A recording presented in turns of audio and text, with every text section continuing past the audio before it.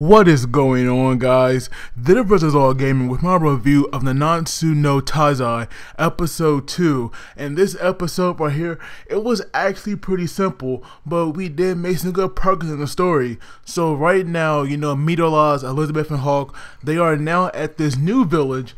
And so pretty much when they get there, Elizabeth, she will now work in this bar as a waitress, of course, and she will take orders while, of course, get information about the other members of the 7 deadly sins. And we see now that this outfit, it is kind of revealing because we saw at one point, she like wearing this short skirt, and Meliodas, who is definitely perverted, he actually went behind her. And he did, lift up her skirt and saw her panties, and that right there was hilarious. But the thing is, though, most characters, they would get very upset and angry at this. But Elizabeth, she's the kind that would get like very shy. But at least Hawk, he will get upset for her, so that was good at least. And so right now, they find something at the village, and we see now that this pig, it like did the way into ground, and that's how it hides, obviously. But when we go to the village, they see now that this group of people, they are of course surrounding it, and further thinking some kind of festival is going on. And I also forgot that when they first went there, we saw that the river that was like going around the village, or at least under the bridge, that right there was dried up, and all the plants they were also withering as well. But pretty much when they asked the villager what's going on here, we learn now that one of these holy knights, they actually, stuck their sword into the ground, and that right there is like sealing up all of their water supply because somebody, like pissed them off. And so we see now like all of these men, these like very buff looking dudes, they are like trying to pull this sword out, and it's not budging at all. And so right now, like they're obviously, like want to get the sword out because, without this sword, they cannot continue their way of living. And we even have their village chief. He was like also saying that this village, like as much as they pay him to say it, this village was done. And that right there, it had to hurt him, to say those words. But then we have this one kid.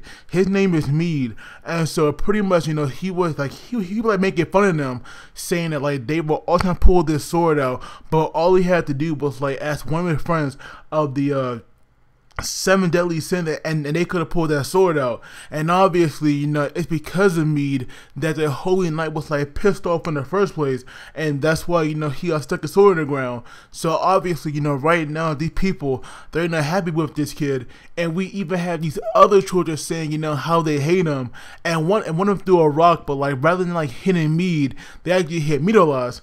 And so pretty much Meliodas, he takes Mead like to his bar, and obviously like he was trying to get some information about him, like out of him, because if he really did know a member of the 7 deadly sins, then that right there would make some huge progress in their search.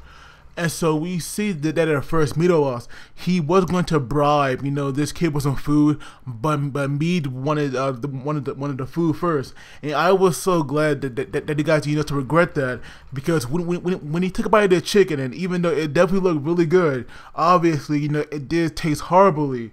But it turns out now that this holy knight, he actually insulted their ale that they're so proud of. So Mead was the only one to act, out of anger, rather than like biting his tongue. And so he put a bug in this holy knight's drink, and that right there was priceless. But when this guy said, or the holy knight said that the ale only tastes slightly better than horse urine, I was wondering how in the world would he know, how that tasted, because obviously that right there is disgusting. But I gotta say, like, I do feel a bit biased, toward this holy knight, because even though he is definitely a bad guy, his element is lightning, and I'm a huge fan of that, so I really can't hate him that much.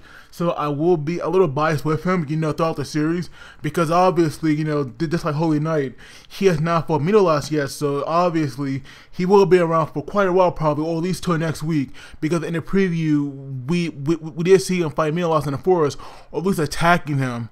And so now we have Elizabeth. She has now come back, and we see now like she heard everything about me from the village chief, and that's when we actually learn more about this character overall. Like even though Mead is pretty much a side character, like we actually learn a lot more about him, about how we had their parents, about how parents died, from this epidemic once they left the village, and at first he was being raised by the people of the village, but over time, he saw more children with their own family, and that right there made him jealous. So what did he do?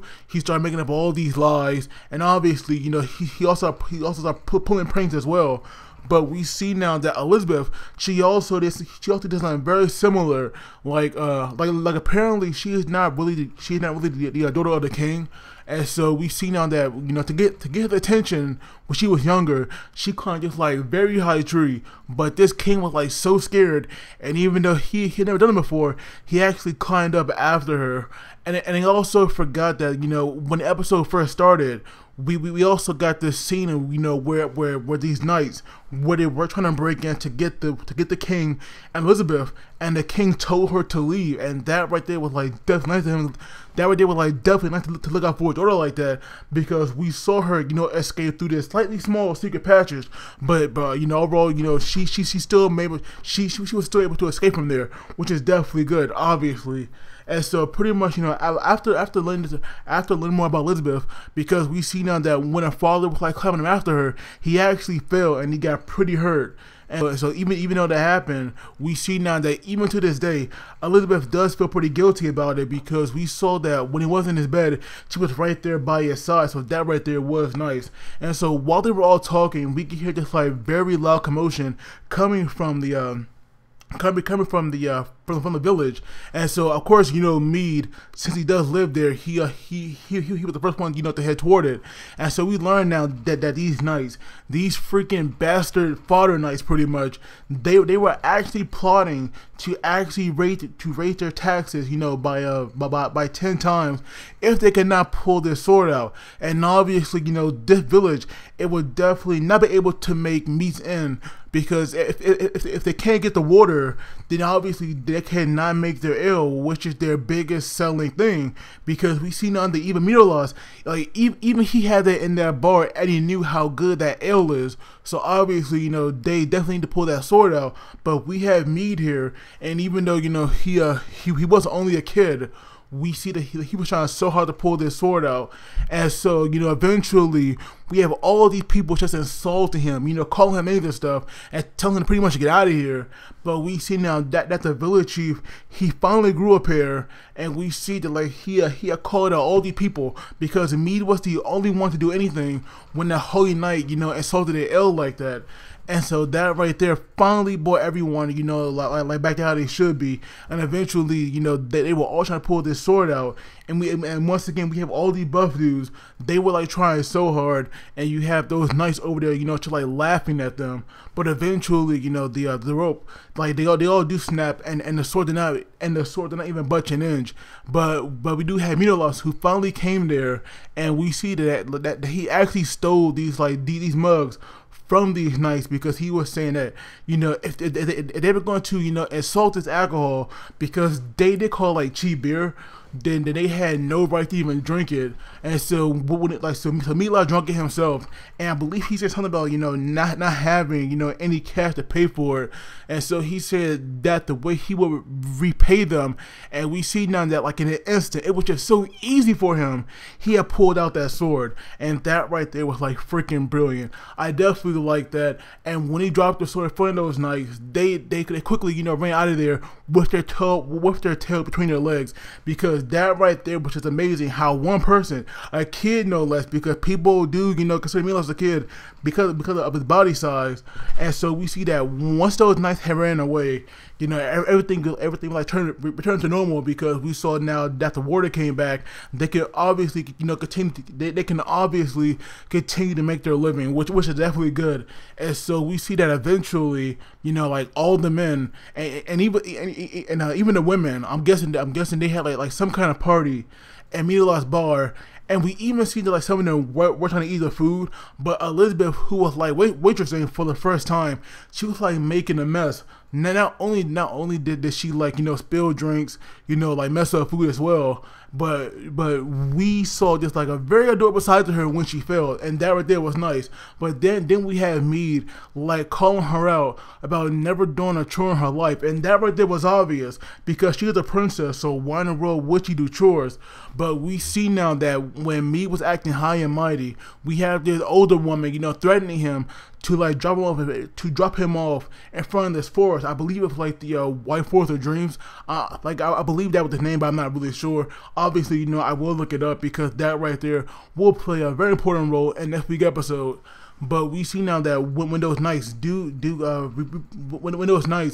report back to Gilthunder, because that right there, who was the Holy Knight, we see now that like he already know who it is, but he definitely wants to like test it out. And so once he had the location of the village, we see now that like he actually grabbed a spear from like one of his henchmen, and we see now that when he throws that spear, we like once he gives the element, you know, to imbue the spear with magic, he just throws it, and that thing goes flying.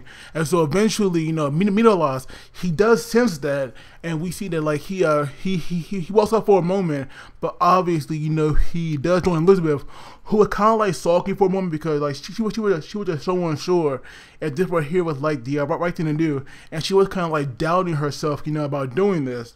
And so eventually, you know, while Meliodas was talking to her, he was definitely sensing that spear that was like heading his way. And eventually, you know, when it did get there, that, but the fact that like he was actually moving with that spear as well, because we saw that spear drag him along pretty much. It took him down this hill, crashed him, and not only that, he also went through all these buildings. And so we see now that eventually he did stop it, but not only that, he also sent the spear right back to Gilthunder. And when it did go back, we saw now that castle, I guess he was in, it actually collapsed. And so we see now that like Gilthunder, he was fine, but that spear, it actually grazed his cheek, and you saw a stab right in the chair next to his head. So if that guy, you know, was definitely, you know, not a major threat, or at least not powerful, then he would have, because obviously not a lot of people can actually dodge something like that. So obviously, you know, Gilthunder, he is definitely not weak like that first knight that we saw in the first episode, because we actually learned that this guy, he's actually not a holy light. He's actually not a holy light. Excuse me. He is actually not a holy. I don't know why I can't say that.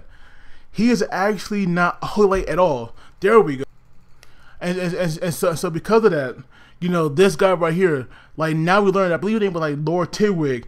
Like obviously this guy was like pretty much fire level, and Gilthunder, he's actually, you know, a real deal. And so there should be a pretty interesting fight.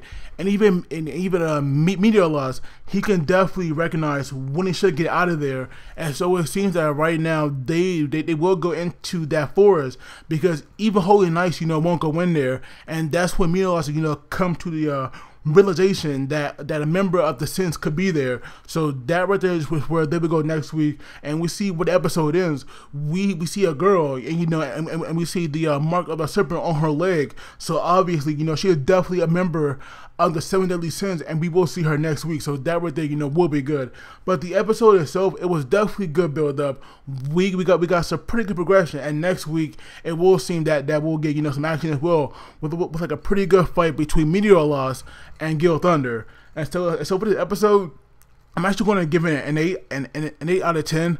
But of course, I'd love to hear your thoughts on this. And as always, don't forget to like the video and subscribe, because it really helps me out. And you guys take it easy. I will see you all next time.